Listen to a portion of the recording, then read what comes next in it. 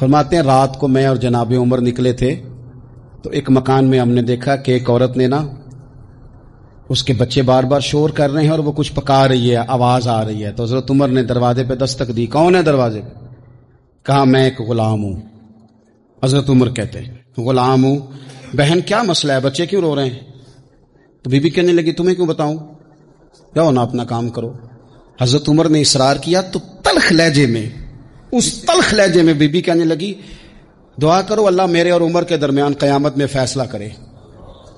کیسا حکمران ہے کہ اس کی حکومت میں میرے بچے بھوکے سوتے ہیں.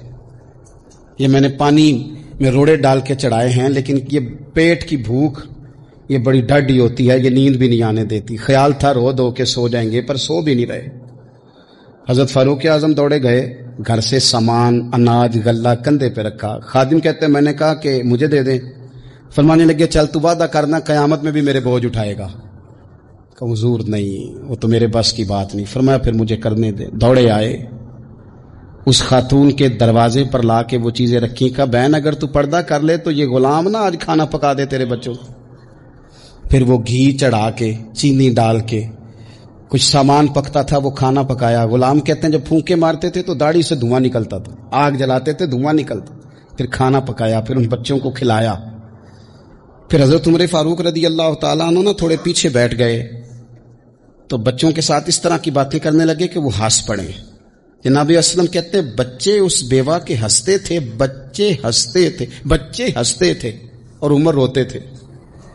جب وہ ہنستے تھے تو فاروق روتے تھے. پھر وہ بچے آہستہ آہستہ لیٹنے لگے اور جب وہ سونے کی طرف بڑھنے لگے تو حضرت عمر کہنے لگے بہن میں جاؤں؟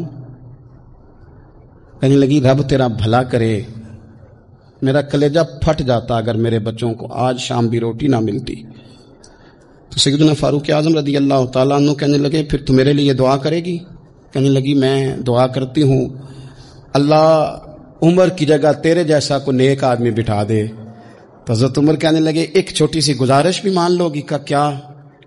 فرمانے لگے کوئی یہ میری خدمت اگر پسند آئی ہے تو عمر کو معاف نہیں کر دیتی؟ غلطی ہو گئی، اسے پتہ نہیں تھا. اپنے منہ سے کہنے لگے سیاںا بھی نہیں، باشعور بھی نہیں، اسے چاہیے تھا خلافت کی ذمہ داریاں نہ لیتا. لیکن حضرت صدیق نے کہا تو وہ مان گیا. اگر تو قیامت میں اس کی شکایت لگائے گی تو بڑا کمزور پڑ جائے گا، اس کے لیے مشکل ہو جائے گا. تو کہنے لگی اچھا اگر تو اتنی سفارش کرتا ہے تو جا، میں نے عمر کو معاف کیا. حضرت فاروق اعظم نے چہرے سے کپڑا ہٹایا تو بی بی کہنے لگی اوہو آپ عمر